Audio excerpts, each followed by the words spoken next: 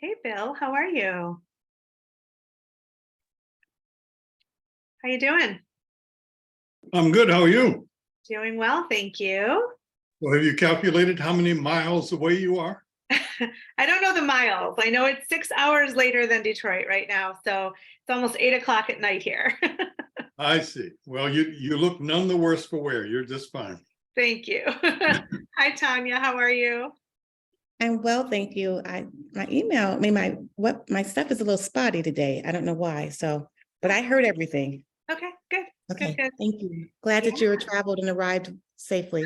Thank you. Yes, I actually had a Zoom. So I teach a class, my program called the Writers Community. On Mondays and Wednesdays, we have cohorts and they're at 4 p.m. Eastern. So that's 10 o'clock here. So I landed on Wednesday and then had a 10 o'clock Zoom that night. But luckily, I did take a little nap after I saw my son and, then I You're slept ready well for that night. So jet lag is gone. So yeah. The first day is the toughest day. Once you get Yeah. over that first day, you stay up and get on their time zone. Yes. Typically that Yeah. works for me when I go international. For sure, for sure. And I don't sleep well on those overseas flights because it's like not quite long enough to get a good night's sleep, like you're so excited and then you land. So yeah, Right. yeah, yeah. Hey, So Bill. what's going on with you guys? You have a couple of minutes before everybody joins? Sure, Tanya, go ahead. Oh, thanks. I have had a crazy weekend, so I'm rebounding from a weekend. I write Monday through Friday, and I don't write on the weekends on purpose, just to try to I liked what you said, give myself a break and that type. And I've been so busy all weekend, but in the side corner of my brain, Yeah. I was working on character developments before I stopped. I And love these it. characters were talking to me. I've got like notes at the symphony. I wrote a note about a character on my symphony program That's because amazing. I didn't want to forget. That is so cool. I'm so excited that you're really eager to do it, that it's just speaking to you. Yeah, thank you. It was good. Yeah. So I'm excited to get back into the everything today. Cool. Yeah, on Monday. Awesome, awesome, awesome. Bill, how about you? I probably put in about 31, somewhere 3,500 words. Great. But for the moment, I'm still a pantser.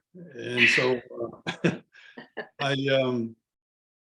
I mean, fortunately, along with your classes, I have other folks who are talking to me and reading and tearing up my work and throwing it back at me and say, oh no, go back and do that again. And, Yeah. okay, so I talk to meanies sometime, but then I can talk to you. I feel better. But no, it's I mean, this whole thing is kind of a hodgepodge of me learning what I'm supposed to be doing, writing to try it out, going back and redoing what I didn't do well because I didn't know. Okay. And so all of the hodgepodge is coming together. And so, but I will get to the point where I do the whole beat process. Yep. And get a better hold on it. But the words that I've been writing have to do with stuff that I find, stuff I get excited about, stuff I jump in to write. Yeah. The 31 or 32 is about to turn into 6,000 because it's only half of what that one chapter could be. Sure, sure. So yeah, so I mean, I guess the number one thing is, yes, I'm writing. Yes, I'm still in school. Yes, I'm still a kid, but I'm fine. So there you go. That's awesome. That's awesome. I will say, I have a student who is amazing and she has so many different classes and mentors and coaches, and it's awesome to get tons of feedback, but sometimes it can be a little paralyzing because when you have, hey Barb, how you doing? Hi. When you have too much input, it's like, which direction do I go? And the other thing is, and this is also a preference thing. Let's let Maggie in and then I'll say it again. Yeah, it's a preference thing about whether you show your work to people as you're writing it, or you wait until you have it done and then you get feedback. So when I write short pieces, I'll do a draft and then I'll give it to people and then I'll do another draft. When I'm doing a book, I really like to write the whole draft before I show it to anybody, just because it's a different energy to write and to edit. And so I find that if I'm stopping in my tracks because somebody told me to do it differently, then I disrupt the flow. So that's just my preference, but it's something to think about for sure. Well, but you see, you're so experienced and so expert. I mean, even to the point of being a teacher, professor, mentor, et cetera, et cetera, et cetera. Yeah. You can do that kind of stuff. I'm still the kid here. So yeah, but you're right in that you don't want to have too many cooks in the kitchen. I mean, I guess that's a simple way of saying it. Yeah. Yeah. But in the meantime, because I'm still, way down on the learning curve, I almost need to hear as much input and Sure. flushing out and redirection and that kind of thing. And I'm not going to feel bad if I get to the whole, 80% of 300 pages. Yeah. And somebody looks at me and says, okay, well, that was nice. Why don't you try it again? I'll be fine. That happened to me 22 years ago. I wrote my first novel. It took me about 9 months, and I sent it off to like 5 writers that I know who I really trusted to give me feedback. And boy, did they give me feedback. And I put it in a drawer for 5 years. Pulled it back out in 2005 and did a whole rewrite, sent it out to 5 different people. They gave me lots of feedback. It's still in the drawer. So I understand what you're saying. The feedback can be great, but it can be paralyzing. So just like take deep breaths, So Okay, I'm good. Hi everybody. Hi Maggie. Hi Sarah. How you doing? Yeah. Great. Y'all, I have been listening to the, Lynne teach for a long time and all, and I've been just like, what can I write about? What can I write about? What can I write about? And then when it hit me, I have sat here this morning for like 4 or 5 hours and done nothing but write, and I'm writing it instead of typing it. Yeah. And just this morning, like in the last 4 hours, I don't know if you guys can see this, like, you're not going to believe I've written like 24 pages Wow. of just, front and back of just this story about fairies, like the whole fairyland of Savannah, like the ghosts, the ghost and the historical, and whatnot. I've done my I've worked on a because I was like, first I'm gonna cheat sheet and I'm gonna, figure out these characters, and then it just like started like pouring out of me. So but I did stop, and I have a whole like family tree for each side, and really it's like for the first time, like I'm so excited. I just want to just sit here and write and write and write and write and write, and it's just coming out of me as fast as I could put my pen to the paper. So that is amazing. So I have to ask you, Sarah, did you abandon the wedding book, or you're just putting it on hold for now?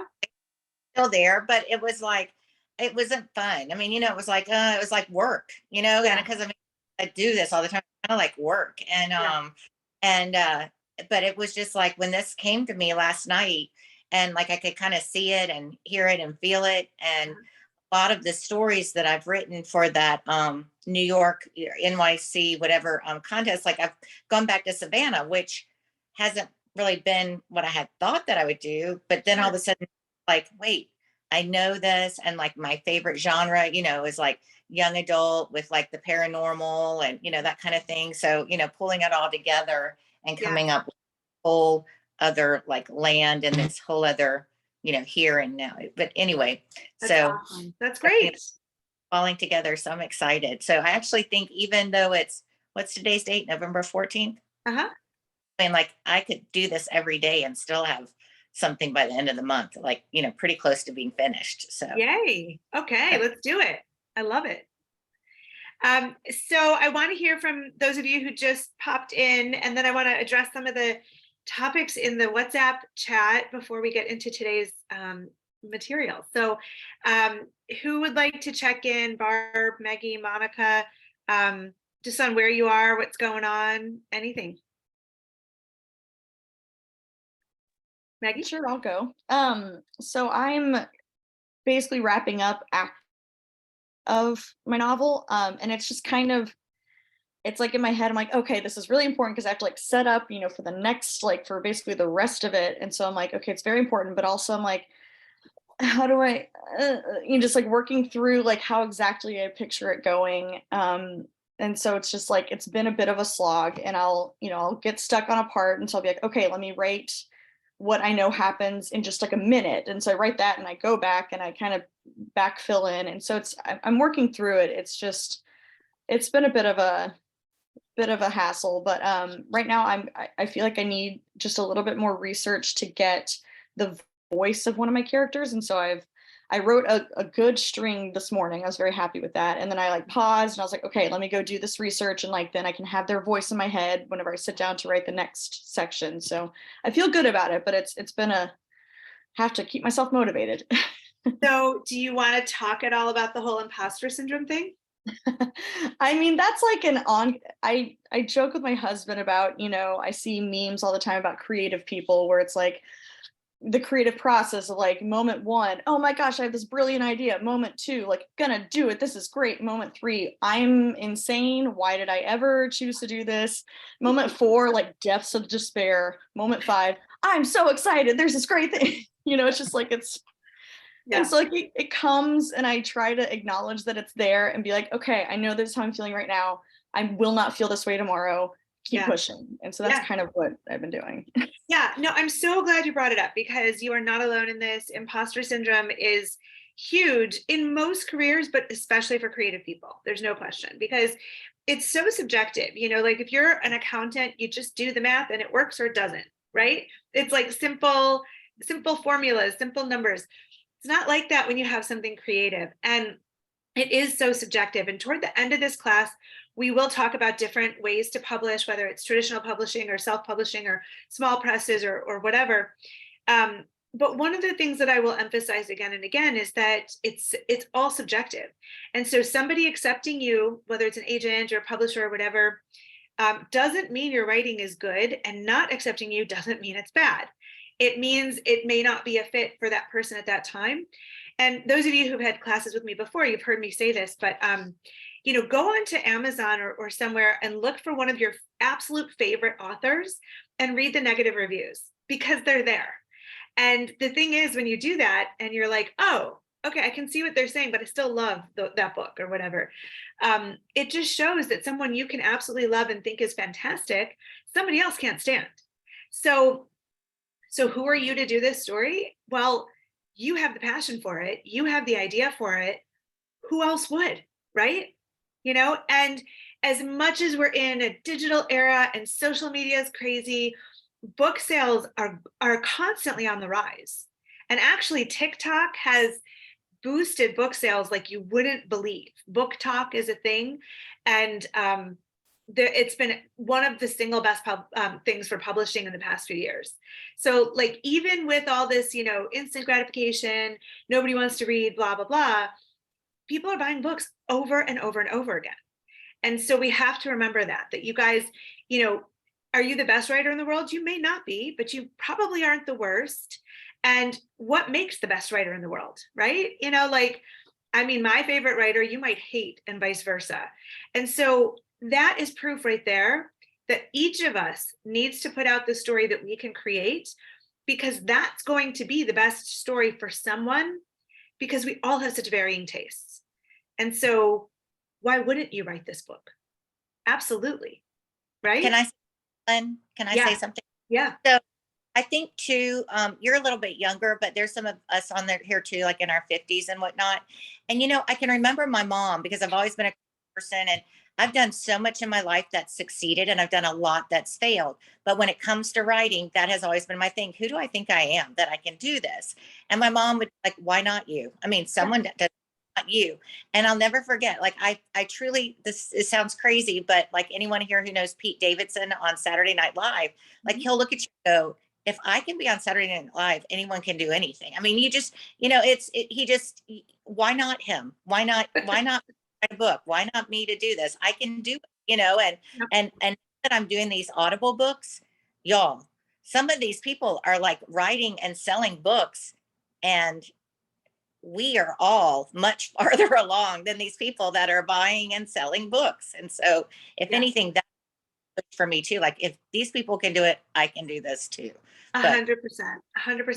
I want to say, I read a book recently. I'm not going to say what it is because I don't want to disparage anyone, but it's a writer that sent it to me. I know this writer personally, And so I was really excited to read it. And to be honest, I couldn't put it down.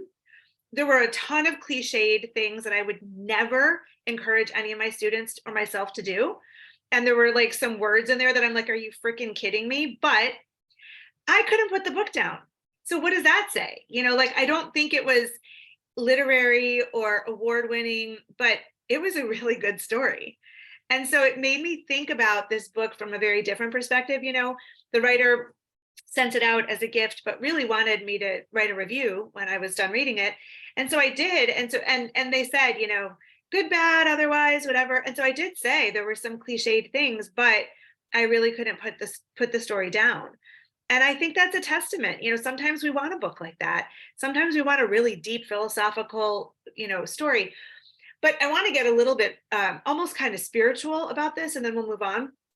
You know, who knows whether we have multiple lives or this one, or we don't know. And whatever you believe, whatever your faith system is, put that aside. The reality is that we're here right now in this body, in this space, to do something purposeful. And all of you believe in your story and your ability to tell it enough to take a class like this. So that tells me that that's pretty close to a purpose for you. There may be others too, but you know, who wants to get to 80, 90, 100 years old and say, I should have fill in the blank? And so if you believe you have a story in you, you absolutely need to write it and put it in the world. And then who knows what happens from there? It's one story at a time. Does that help, Maggie? Cool. Yes, that all helps. And I actually just read a book too that, like, not my cup of tea, but I could not put it down. And I was like, okay, I need to stop reading these books right now because I need to focus on writing. I need to read something a little headier that is easier to put down. Yeah. So, you know, I mean, I think it's very subjective, but if you're passionate about it, then just do it, you know, and if it makes one person happy or it entertained one person, it was worth it. And usually it's more than one person. Yeah. Barb or Monica, would you like to share what's new with you? I can just jump in. Yeah, I'm working away on my novel, and I've written roughly a full draft, and I'm going through the second. So I'm back, but they're like, let's just be clear. I wrote the first draft, and there's like a ton of problems. So I've gone back. So I've finished Act 1. I'm into Act 2, and I feel like this puppet master with like, I need like 16 arms trying to control all the different elements. And I get a little lost in the weeds sometimes. So I'm just trying to just one scene at a time, try to like, I'll figure it out. So yeah. I kind of relate, Maggie, a little bit about the, not so much imposter syndrome as much as like, I will be able to do this. I haven't yet had the confidence of saying the end on the full manuscript. And I think that brings confidence, just even being able to do that. Yeah. But I'm overall fairly happy with it. I just hope I can tie everything together. Novels are hard because you can't hold them all in your head at once. So you just have to have a bit of faith that you're going to be able to wrap it up. So Barb, have you done any kind of like physical mapping of like the scenes or characters or anything, even just like, this is who Susie is and this is who John is, or anything like that? Yeah, so like this is my like high tech like highlighted outline of the whole thing. So the whole thing has been outlined, but some of the plot things that I thought would be needed are sort of turning out to be not as needed. So it's just kind of like trying to keep track of some of these things as I go. So I think I like, so far it's okay. I'm just like, I feel it sort of slipping a little bit at times, but it's coming along. Awesome. You know, the novel that I just finished that is out with agents right now, I pantsed it. I did not plan it. I'm just going to admit, my other books that I've been working on, I've been doing the beat sheets and stuff, but I pantsed it, and I got to this point where I'm like, who is this? Who's that? You know, and so I literally just had a blank document, and I'm like, Susie is this and Tim is that, and just so that I could keep track. And that's why now I outline and do beat sheets, because it made me crazy, but I had to write it down in order to see all the connections. And I'll tell you something else. I had a developmental edit client, somebody who hired me to do a developmental edit on her novel.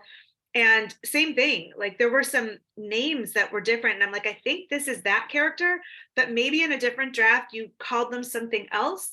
So, you know, in my feedback, I was like, just pick a name and stick with it, but go like, that's easy. It's like find and replace is what you do in your document. And you can make sure they're all the right name, but that happens a lot. And so it's great that you have an outline. That's perfect.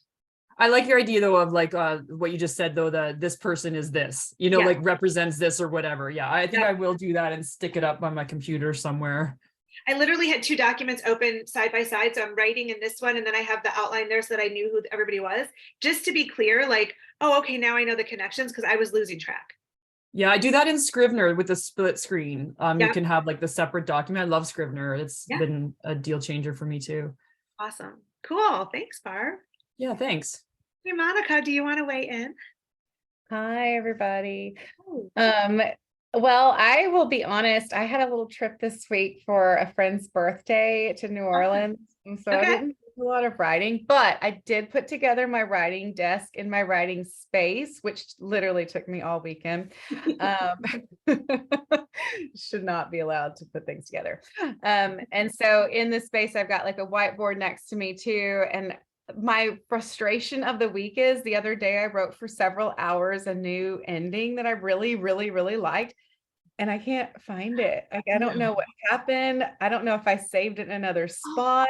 I don't know if I just didn't save it, but I always save when I'm writing. So I don't know. So I'm very frustrated. And so the other day I started to write and I was going to finish it and I couldn't find it. So I got really frustrated. So I just walked away from it for a minute. Can you look in like your documents to see like recent or anything like that?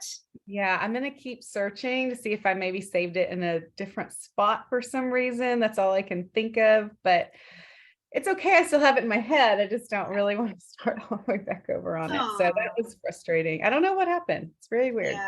Yeah. Well, congrats on the desk, and I hope the trip was great. It was fun. Yeah. Cool. Awesome. All right. So today we're going to talk about research, which maybe Sarah just said that we needed to do research. So I'm going to just share my screen and show you guys my little PowerPoint, and we can go from there. Can you see it? Yeah. Yep. Okay. Cool. So this applies to fiction and to nonfiction. Research is super, super important. So if you've ever read a novel that takes place in a particular place that's a real place, you know, they do a ton of research, and there are a lot of different ways to do this. And so, you know, I want you to think expansively when you're planning your book. You know, it's not only plot lines and character development and relationships and all of that. It's also, you know, what's the credibility? Like what foundation does your story need to be believable and come to life? So in any genre, a writer benefits from thoroughly researching their subject, also the place or places that it takes place, and the time frame. So if you're writing present day, it's a hell of a lot easier than if you're writing 300 years ago, because you not only have to find the place, but the time, making it authentic for the time. So just think about, you know, actually, I think the easiest way to write a book is to do like fantasy or sci-fi, where you totally make up the place, because then you just have, you know, carte blanche. You can just do whatever you want, and it gets across, and it's totally fine. So if you're not in those genres, you're going to want to study how others have done it, and hopefully you've read a bunch of books in your genre, and you are, you know, sort of studying how place is treated. Does place become a character? How do you evoke the time, you know, the setting and all that kind of stuff? So what are some of the paths that you might want to pursue in order to, you know, get some good research? So here's some. So first of all, you can go to universities. You can look at, you know, non-governmental organizations, other places where you can learn about a specific setting, or they might have research, or, you know, they have an expert on staff that you can talk to. Libraries obviously are great sources of this kind of research, but I don't want you to just think in terms of books. Like, you could be looking at film, you could be looking at audio. You definitely pull out maps. Maps are a huge thing, especially when you're looking at historical fiction or historical nonfiction, basing it in a time and place that is not now. So you would not only want to learn the place, the street names, the climate, the terrain, but you want to know what it was like then. And so maps are super helpful with that because you get a sense of what it was like at the time.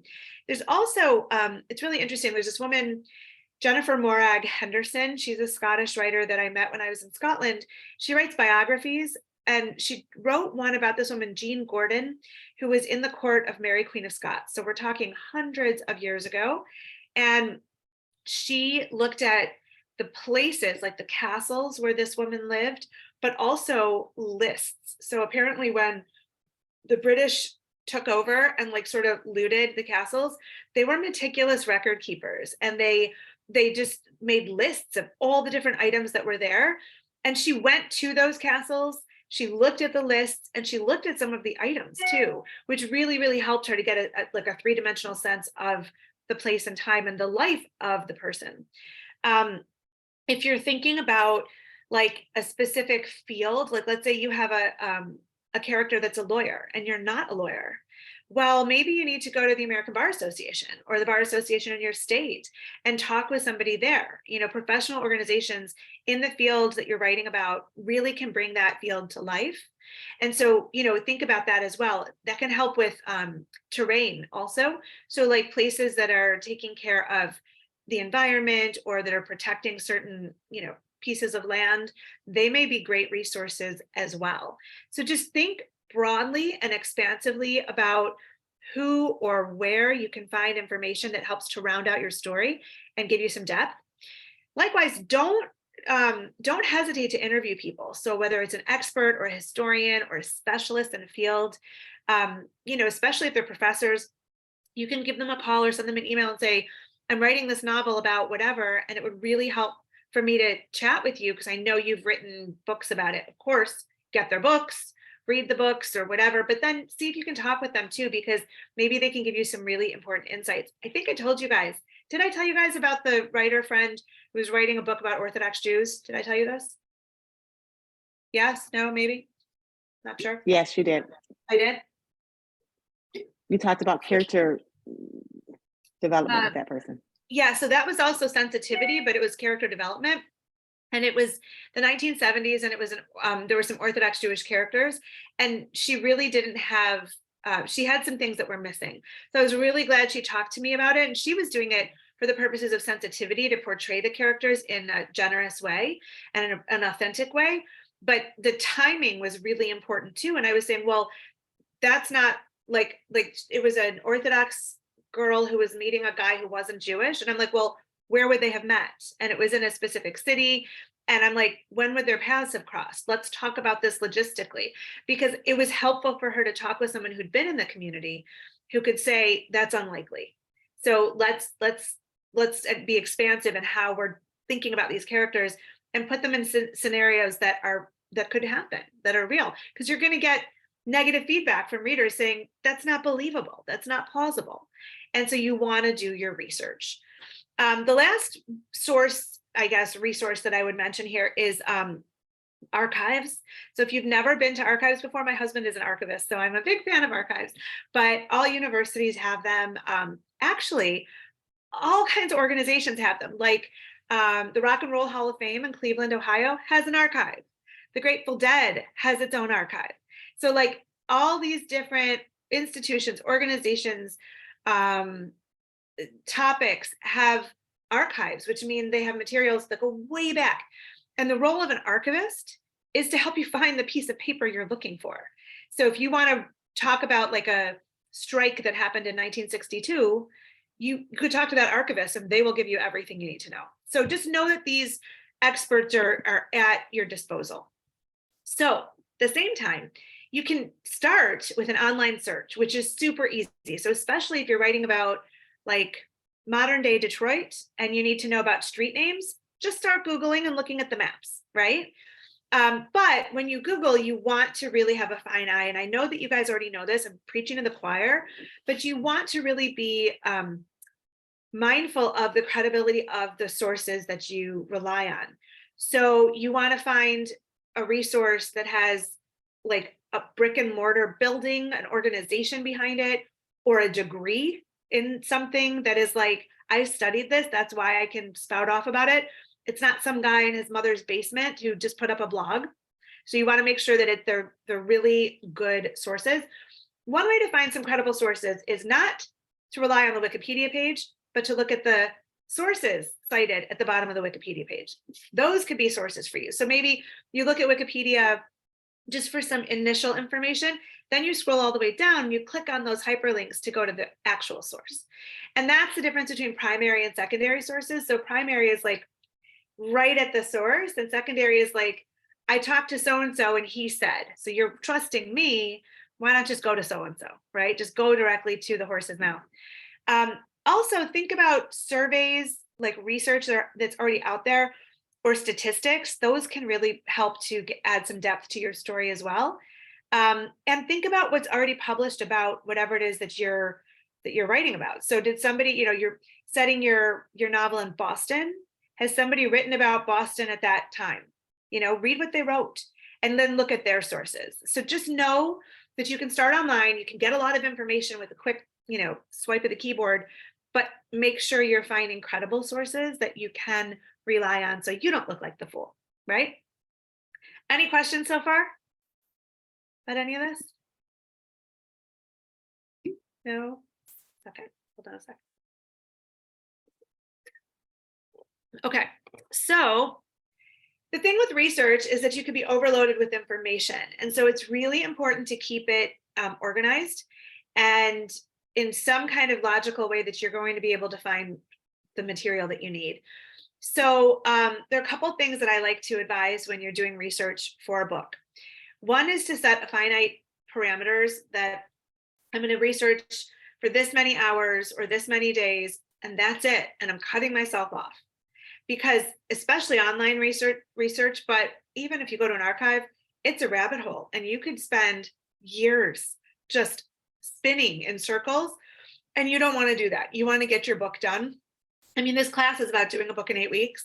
So like, if you let yourself just be led by the research, we will never see you again. You will be like compiling research for eons. So definitely set a time frame, stick to it. If you're going to go to an archive and you say, I have an hour today, don't stay there for 3. And then have a way to keep your information together. So I pile it all into documents, but I will do section heads, or I'll save like one document per character. Like my historical novel that I'm writing, there's 3 characters that are sort of the main characters, and they were real live people. So I have a document for each of them. That way I can find, what I need easily. Within it, it may not be as organized, but I try to do some subheads or categories just so I can do that. So I do have a resource for you guys in the Drive, and I'm going to show it to you in a moment. It's called the Writer's Research Plan. And since I have my computer set to like nighttime mode and daytime mode, and it is night here in Budapest, it's going to look black, and I'm really sorry about that because I hope it's not too dark for you guys to see it, but I don't know how to turn it off. So let's take a look. Okay, can you guys see that? Yeah, it's easy to see. Okay, so this is in both PDF and Word form in the Drive, so definitely make a copy for yourself and download it. But it asks you, it has it sort of set by different parts of your book that you might want to go through. And when you're working in the document, you could end up going like this and having like an extra space just to fill things in. So just, you can play with that. So the first section is to look at your book's setting. So where does it take place geographically? What is the landscape like? And what is the time frame? And it's really asking you questions about what you know already about the setting and what you need to find out. And so really it asks you very practical questions so that you have a sense of what you still need to search for. The second section is about characters, and you can copy and paste this for as many characters as you'd like, but it's really taking a look at your character from a holistic perspective, professionally, socioeconomically, historically, gender, race, ethnicity, orientation, any of those details. that are important to character development, but also might require more depth and understanding on your part. And so you take a look and you just sort of brainstorm it and really see like what is important to know about this character. And actually, I think what I might do is I'll add to this, I'm going to put sexuality as another part, and then I'll add this into the document that that you guys have. So I'll be adding that after this. But all of these things are super important to know your characters, and they may or may not factor into your story, but you may not know enough about that type of person to write really well. And so you might need to do research or talk to people who are in that community, like my friend did about Orthodox Jews, you know, or, you know, it might be, let's say you're writing a gay character and you're straight, and you want to not only be authentic, but you also want to be sensitive and not stereotypical.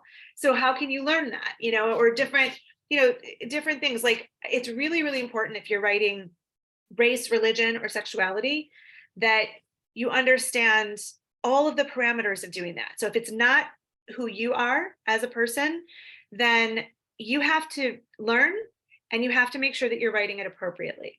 So one good thing to think about is that if you mention the gender, the race, the religion, the sexuality of one character, but you don't do it for all the characters, then that's an insensitive approach. It's like singling them out.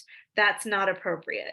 So you want to make sure that when you are writing characters, you know, don't be afraid to go into uncharted territory that's unfamiliar to you, but just do it well and do it with sensitivity. That's super, super important. And then the other on this plan, you want to look at other books that have been written about this time frame, this subject matter, this focus. So if you're writing fiction, and let's say you're writing historical fiction about Scotland in the 1700s, and it's the Jacobite uprising in 1745, well, and you haven't read Outlander, that's a big miss, because not only are you competing with that, but you want to see how it's been treated. And I'm sure there are many other novels that are set in that time, and you want to see like what's the body of work that exists, and what am I bringing that's unique? You know, how is this a departure? How is this original? So you can read those books for research, but also to learn your genre, your category, so that you can speak about it a little bit better. And then at the bottom of this, it says there's some fill-in places for you. I will devote X amount of hours to research each week for however many weeks, beginning on this date and ending on this date. I want you to make a commitment and make it firm that this is what you're going to do, but no more, no less. And then answer some questions like, how will I be most efficient with my time? How am I going to stay organized? What are you afraid of? And what if the research gets to be too much? Like, where are you going to turn for support? If you're like, oh my God, I have so much research, I have 82 pages and I don't know what to do with it. And then I want you to identify at the bottom, if you need accountability to keep going with the research, not just the book, but the research, who are you going to reach out to? And I want you to fill it in. So what I'd like you guys to do is I am going to quickly amend that worksheet to add the sexuality category. And then I want you guys to download it. And I want you to work on the bottom part of it for part of our call. And so the part where it's the boxes that it's, you know, what is your commitment that you're going to do? Hold on, I'm just adding these in. And who are you going to call, et cetera, et cetera. And I mean, let's take like, I don't know, just 10 minutes or maybe even 15 to get a good start on this. How does that feel? Does that feel doable? Sarah? Sarah, did you want to say something? No? Okay. Does anybody, Bill, did you have a question? Well, not a question. It is just about everybody in this group writing fiction. And am I the only one writing creative nonfiction? Tanya, aren't you doing nonfiction? Yeah. And yeah, and Sarah was doing the wedding book too, although that's on hold right now. All right, well, because you guys have heard my background, I guess this business about research is essentially kind of foundational for me. Sure. And because mine is nonfiction, I'm relying a lot on what is the record. Yeah. So the record may be from courts, the records may be from other media. Sure. And so because you're overseas, did you miss this Metro Times? Because you weren't here, or you don't see, you I don't have see not the seen Metro that one, no. Okay, well, I think it hit the newsstands or distribution just as you were on your plane. Ah, okay. But this particular Metro Times, and I'm sorry, Tanya, I can't send you one. You may have somebody who can tie you into this. I'm like, I But want this, one. What? this happens well, okay, so it's the Metro Times, November 9 to 15, and everybody elsewhere can pull this up online. Okay. This is just an example of the ongoing nonstop references that I can go to. Sure. This happens to be a case that was written about that I was the investigator on 3 or 4 years ago.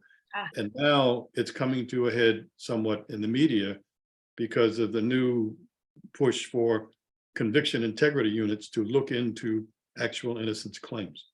I'm sorry, it sounds a little confusing, but the key is that for me, I've already walked down this road with professors, with other reporters, et cetera, et cetera. So if everybody else wants to dive in, please do. Right. I'm But kind Bill, I'm an old hat at this. one thing I would say is I know you have so much research that it might be almost too much in a way. Like, and maybe you could use this time to sort of free write a little bit about like how much is too much. And at what point are you going to say I have enough and I'm going to use what I have, because I feel like you could keep having new material all the time, which would mean like, when would you ever get the book done? Because you'd constantly be doing new research, So that might be something for you to look at while we're working on this a little bit, if that's cool. Yeah. Sure. So guys, let's take 10 minutes. Okay. So it's 37 after right now. Let's go until like 47. Download the research plan, try to do the part from where it says research plan on down and see what you get to. And then we can talk about it. Okay. Cool. All right. Till 47.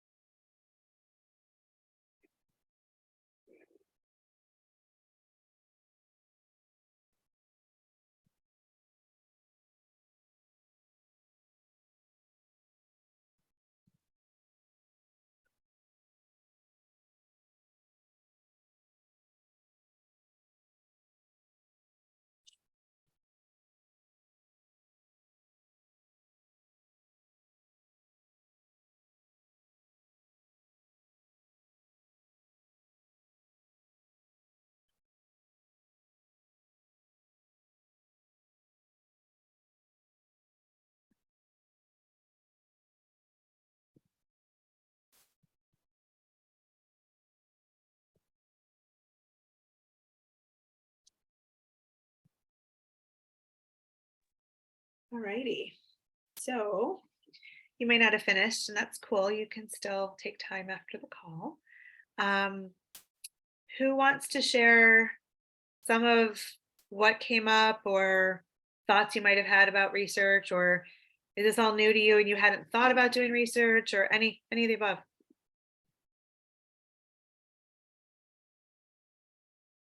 Bill? Yeah. There you go. Since I started kind of on the negative, saying, okay, been there, done that, it would, which is constantly true. But I guess I'm absolutely on board with the notion that, yes, you can consider writing about too much. I had the possibility of 16 chapters and the need for 3, quite possibly 4 dozen individuals in contact with people who are alive, never mind all of those people who are dead. Sure. So yes, it's not just a matter of trying to connect with the people who have something to say. I have now decided that the 14, 16 is literally going to be down to 10 or less. Super smart. Super smart. Because I have to tell good stories with those, Yeah. and not have too many to be considered. Yeah. So if there's any lesson that I'm there with this, I'm evaluating what's needed, trying to determine what's not, and keeping in mind replacements. Yep. So it's the 1, 2, 3 for me. Awesome. I wanted to also mention one more thing that I didn't say before, but that another piece of research, which obviously has a cost attached to it, is going to the place or the person that you're writing about. If you can do that, that's fantastic. Just walking the streets, looking at the materials, touching the walls, like whatever you can do. That's a great thing to do. Not everybody can do it, but if you can, it's huge. Even for a novel, you guys, even if you're setting it in a place, like Sarah, who she just signed off, but she was talking about Savannah, where she lives, and she knows it well, but she could drive around, she could go to certain sites, like just to get that flavor is super important too. So who else would like to share how it went for you? Monica, yeah. Well, it's a perfect segue. So for me, I'm setting my novel in Washington, D.C. Okay. I did a couple of internships in college on the Hill. And so that's my character. She's going to have an internship on the Hill. But it's been a hot minute since I've been in college. And so my research is going to be consumed of going and taking tours and just being there, like you said, smelling the smells, feeling the feelings. And then the big climax of the story is going to be a drive from Philadelphia to DC. So I want to make that drive, and I want to, be on that road. And so for me, the main research is just going to be back in that element. I mean, it is something I know, but it's also something I haven't known in a few years. So just being present. Love it. I love it. I love it. Something that Bill said that reminded me, when I did a book in 2002, I wrote a book about Jewish women and hair covering their hair for religious reasons. And it was nonfiction, and I did a lot of research, but I also wanted to share the stories of different people and how they covered their hair and why, and all these things. And so I had like a list, just like you said, Bill, all these different people, and then you can narrow it down because there are so many different possibilities that if you can't get this one, maybe you can get this one, or the flexibility to pivot if it doesn't quite pan out the way you think at first is super important too. But just to sort of brainstorm and see, like, what could I include in this? And then what's going to tell the story best? Ultimately, that's how you decide what to use. What is going to be the best for the story? It may be an interesting detail or find or whatever, but if it doesn't help your story, it may not belong in this book. And so you have to be discerning about what you discover too. Who else would like to share? Tanya, did you want to? Yeah, thank you. I really love research. I just do. And so my pitfall is researching and not writing. Yeah. And so that makes me nervous. Sure. But I understand the rationale for research. And then in this case, for this book, I plan to interview people to talk about topics that I discuss in my individual essays as a way of saying this is how other people have maneuvered this scenario. Sure. So what I've spending some time on lately was writing the letter that requests the interviews. And I feel like that's my research too. And I don't think I recognized that until I was working on the sheet just now. good. But that part of it is research too, right? Yeah. Because I'm involving other people's stories because their voice will tell my story even better. Yeah. And I think that I'm ready to pull the trigger on sending a letter because I've Okay. developed a list Okay. of people who I want to reach out to. Okay. And yeah, so that was my breakthrough today, viewing the research paper. Awesome. So Tanya, I have a question. Let's say, how many people are you sending the letter to? Do you know? Yeah, I have a list. I'm going to estimate without pulling that list up that it's about 25 people. Okay. And do you have a goal, like you want to get at least 10 of them, or you want to talk to all of them, or like what is the trajectory? Yeah. So I have a list of 25 that I know I want to speak to. I have a backup of about 10. Okay. Because I would love to have 25 conversations and then be able to select from those or edit from those and just use portions and maybe combine them into one segment. Okay, so you have a backup, which is great. So if any of those don't pan out, you can always go to your plan B or your second list. Do you have a time frame after which, like, you're cutting it off? Like, I'm gonna do this for 2 months or whatever it is, and then if I don't get 25, but I get 22, I need to move on with the book? No, but I guess I will. It's worthwhile because otherwise you're Okay. putting your success and your project in other people's hands. And Okay. sometimes people aren't available for all kinds of reasons that have nothing to do with you. And why Mhm. should they hold your book hostage, right? So Okay. if you have a total of 35, you want 25, if you get, like, just have a conversation with yourself about what is my absolute minimum. Like, if you have to have 25 and you don't have 25 by X date, do you have like some others you can pull out of thin air or something? Just think about it. Okay. Yeah. Okay. Thank you. Yeah, sure. Anybody else? Maggie or Barb, did you want to weigh in? Okay. Sure. I'll jump in. So I have done probably like a good chunk of my research already. Yes. But there are things that pop up that I was like, oh, maybe I need it. And like just today I needed to get that character's voice in my head. And so going and watching the Sharp Objects series, just like to get one of the characters, like I'm like, okay, she's kind of like her, so let's see how she talks. And so I hadn't really considered like doing it in a more formal way like this. She kind of just made me think it through. So I've gone through and I put like on my schedule for the week, like a couple of times, like research during this time, knowing that if I don't have anything I need to research, I can just ignore that. But like setting aside time to do it. And then I have I'm a Post-it person. So I'm a little note of like research questions that I have.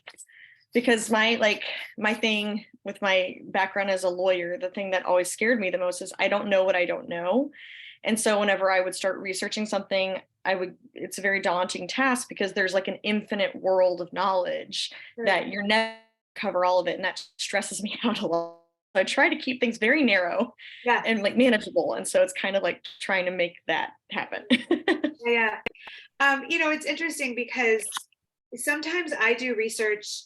Well, it depends what I'm writing, but I'll sometimes leave research for the revision part. So like, as I'm plowing through a first draft and I'm like, I need a street name here, but I don't want to break my flow to go look at maps or to Google or something.